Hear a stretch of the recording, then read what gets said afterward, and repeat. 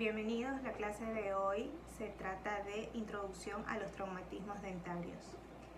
Bueno, vamos a iniciar explicando un poco la etiología de estos traumatismos dentarios. Si bien es cierto, no siguen un patrón porque son inciertos cuando lleguen a suceder, sí ocurren más frecuentemente casos similares según las edades. Por ejemplo, los niños pequeños que aprenden a caminar se suelen caer siempre hacia adelante, porque todavía no tienen un equilibrio. Como vimos anteriormente, el crecimiento de un niño es cefalocaudal, su cabeza es mucho más grande que el resto de su cuerpo y posteriormente las proporciones van cambiando. Pero aún así el niño siempre tiende a tenderse un poquito más hacia adelante, lo que puede dificultar un poco el que inicie a caminar y pueda hacer que los traumatismos puedan generarse en el sector anterior de la boca.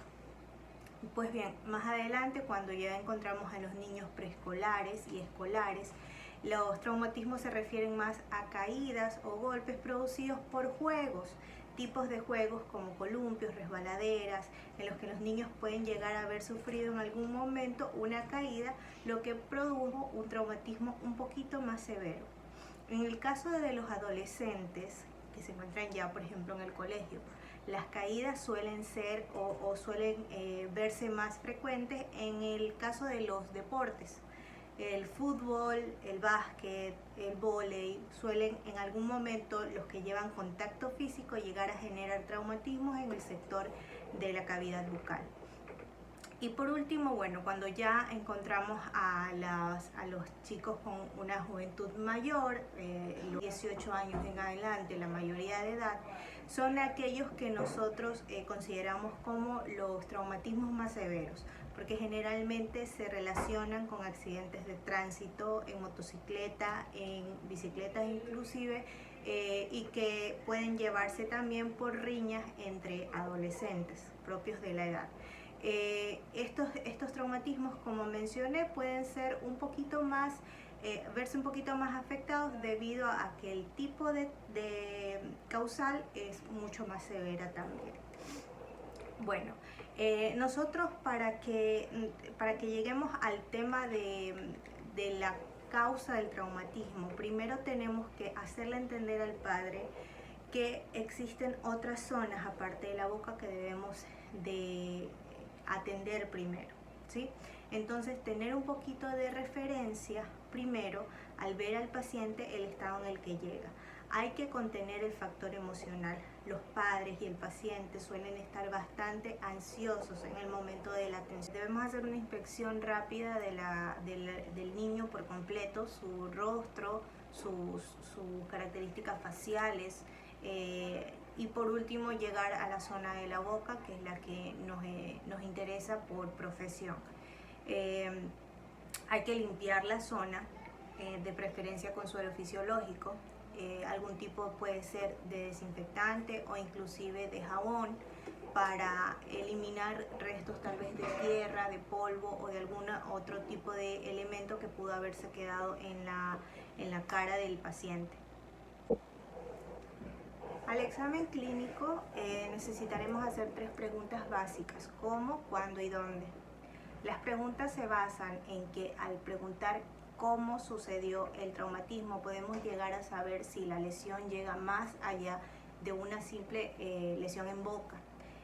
Por ejemplo, si le preguntamos al paciente cómo se cayó y nos dice que se cayó desde una silla, por ejemplo, o se tropezó con la cama, es muy diferente a que nos digan que el paciente se cayó de un segundo piso, como tenemos en la imagen que podrán ver en las diapositivas, de una pequeñita que tuvo una caída desde un segundo piso y que al parecer tiene leve inflamación en el rostro, pero al tener la imagen de las fracturas se encuentran varios huesos faciales fracturados. También la pregunta del cuándo es importante de acuerdo al pronóstico que nosotros vamos a dar de las piezas dentarias. Mientras más corto haya sido el tiempo, sobre todo de exposición de tejidos pulpares, mejor será el pronóstico. La pregunta del dónde es porque referirá mucho la diferencia entre si el paciente se cayó en una superficie limpia, baldosa, cemento, que a la final también es un poquito más dura, es muy diferente a si se cayó en un lugar como tierra, una cancha que tiene césped y es un poquito más blanda la superficie, o si lo hizo por asfalto, que inclusive podría dejar tatuajes en la piel por la brea. Entonces, estas son las 3 preguntas básicas que nosotros en general realizamos. También tenemos que realizar una exploración en la zona extrabucal. Nosotros vamos a pedirle al paciente que abra y cierre la boca.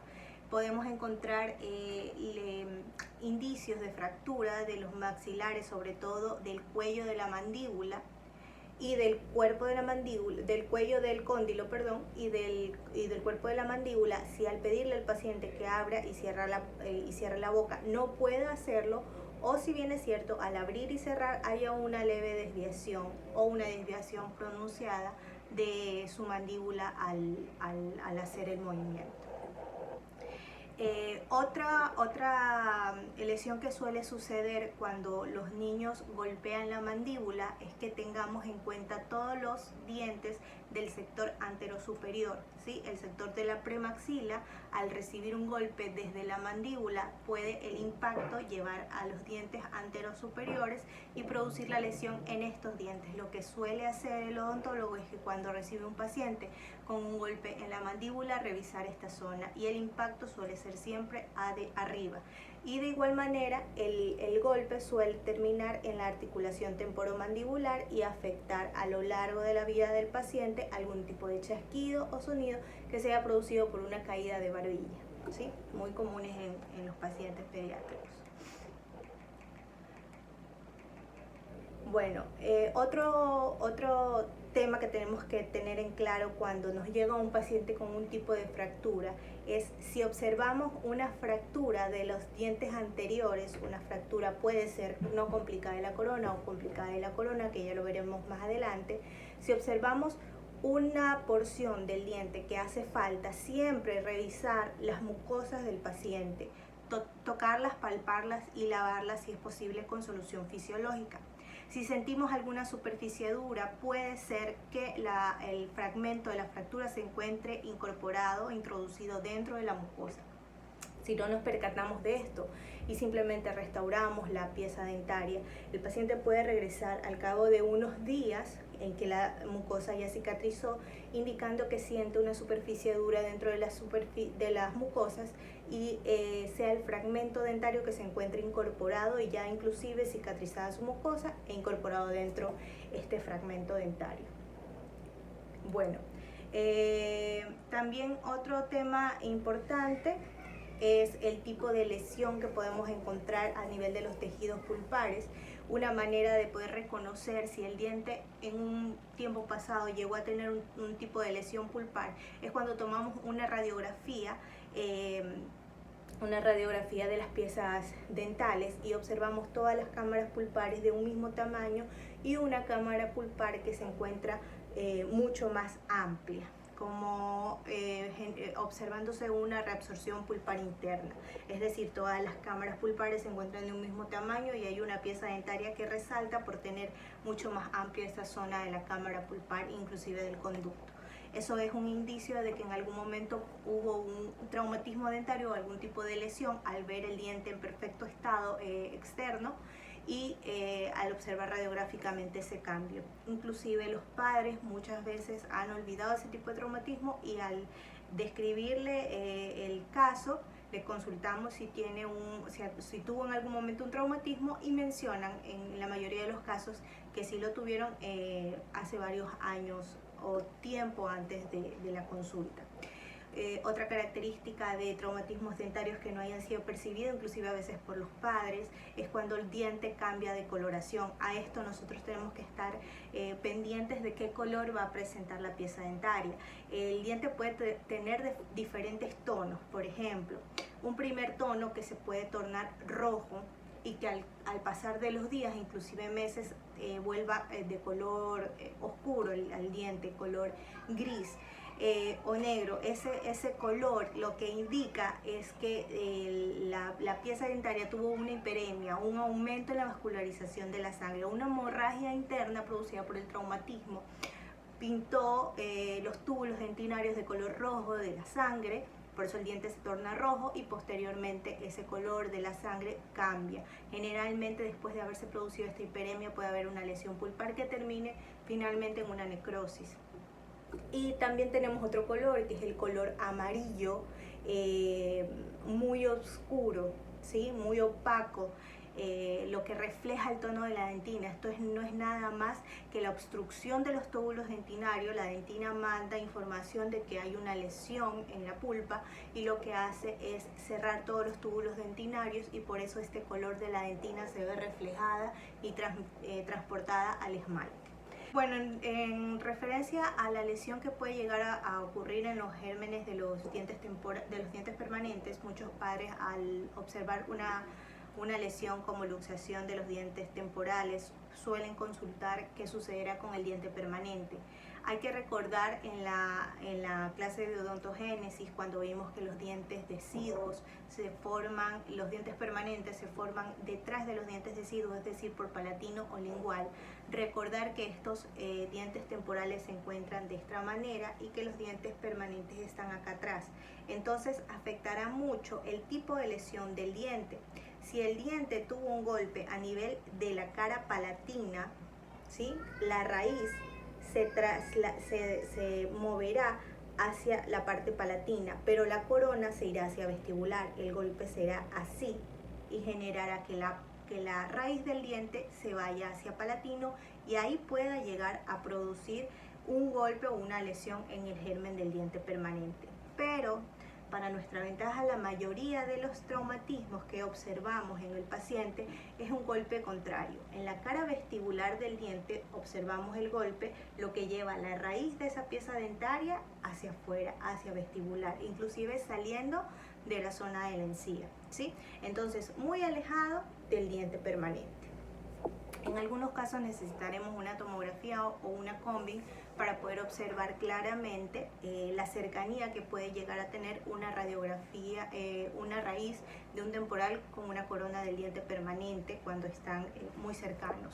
Sobre todo si se encuentra cerca del periodo de recambio dentario del paciente.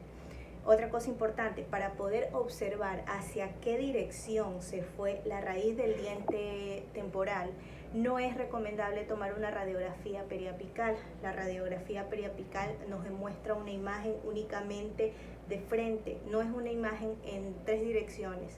Entonces, la única radiografía que nos va a dar posición de raíz no es la que se toma de esta manera, sino que es la que se toma desde una vista oclusal. Entonces sería la radiografía oclusal, ya que tendríamos al paciente con la boca abierta, observando por medio de la radiografía aquí esta parte del paciente, del maxilar, y observaríamos en qué lugar o en qué dirección se encontró o se movió la raíz del diente temporal.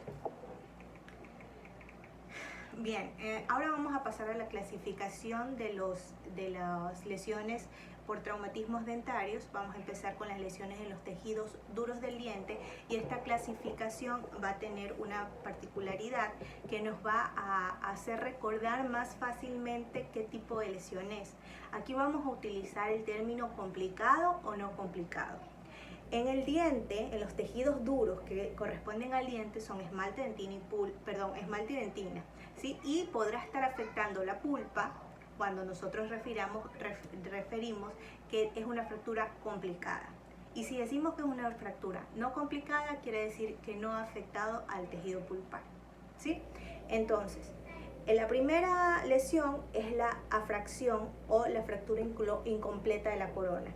¿Se han dado cuenta cuando un vaso lo hemos golpeado, o un elemento de cristal lo hemos golpeado y se genera una leve fisura o una línea? Lo que nos indica que este vaso, por ejemplo, ha tenido un golpe, pero no se termina de quebrar. Y lo tratamos muy delicadamente porque vemos una lineecita ahí de fractura que no termina de romper el vaso aún.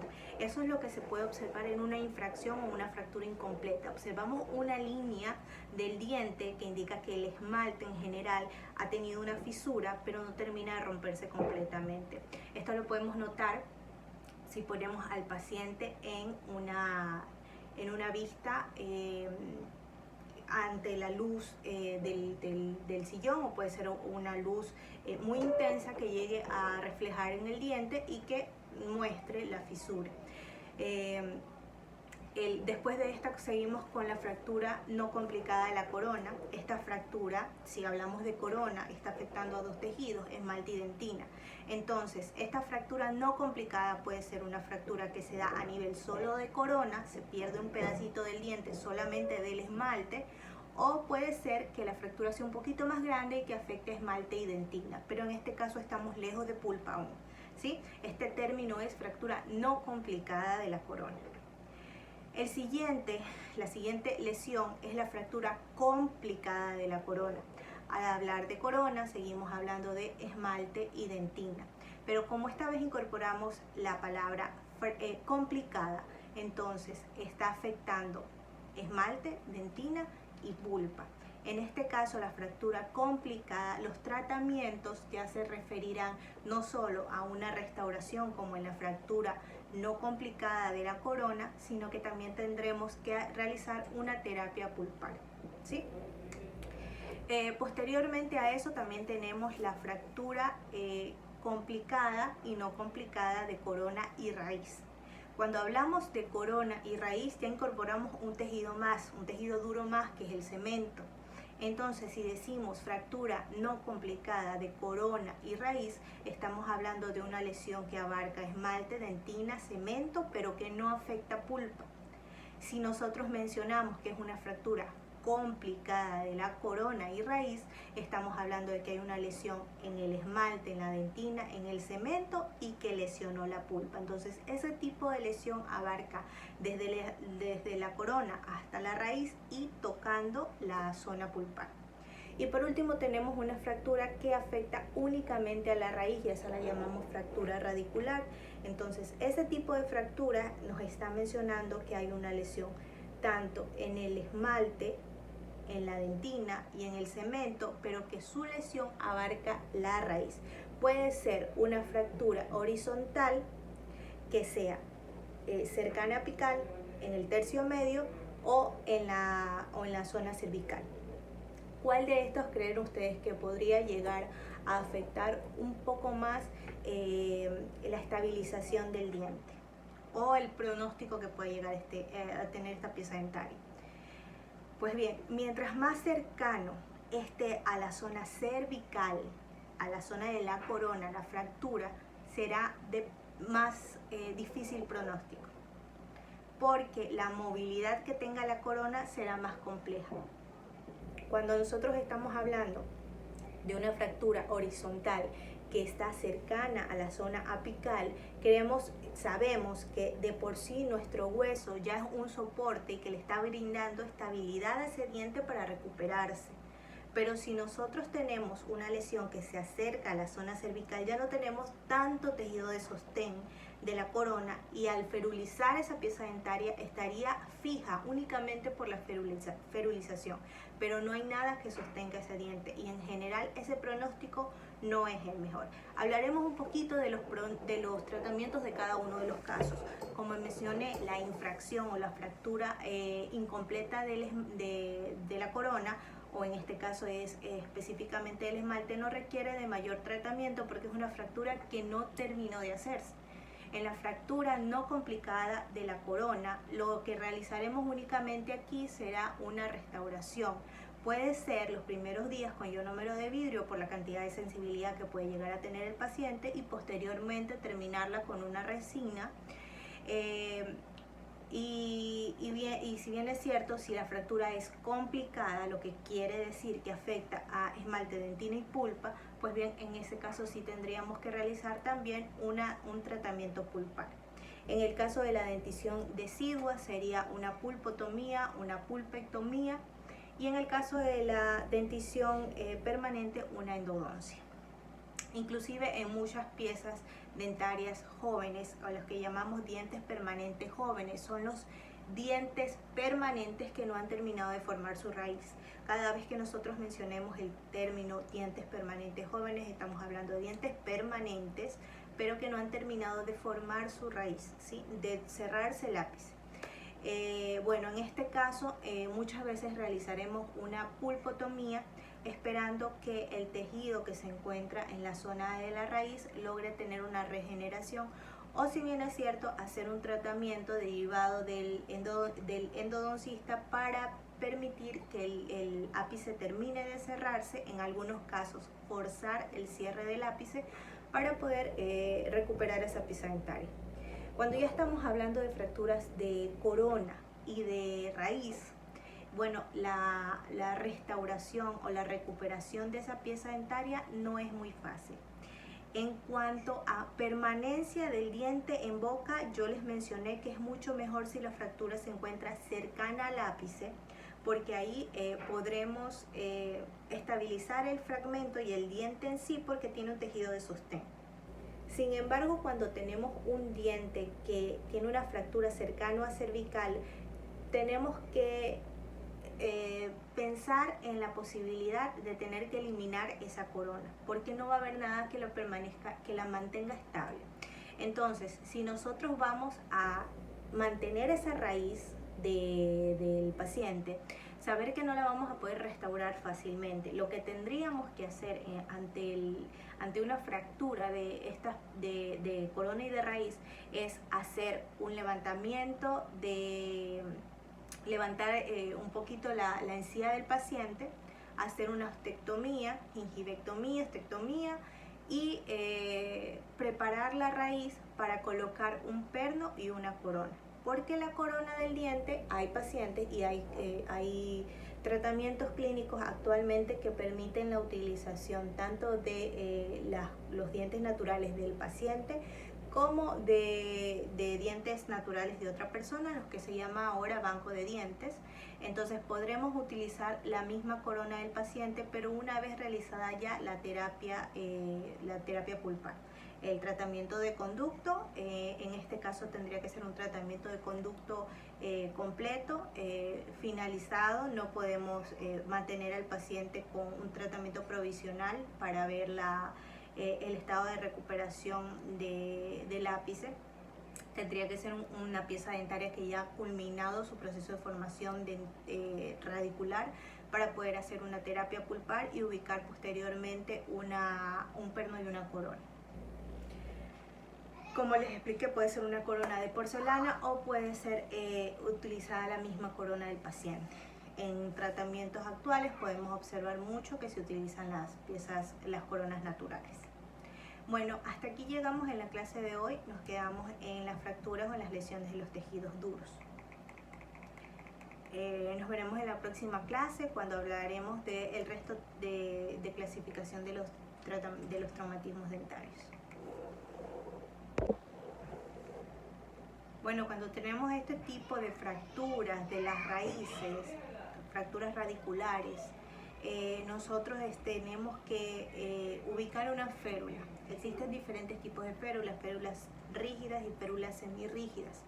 La diferencia entre cada una de ellas la vamos a ver en la siguiente clase, pero es importante explicar que cuando hablamos de estabilización del diente o de algún tejido del diente, siempre estaremos hablando de colocar una férula, algo que proporcione la posición del diente en la boca y que no permita esa movilidad.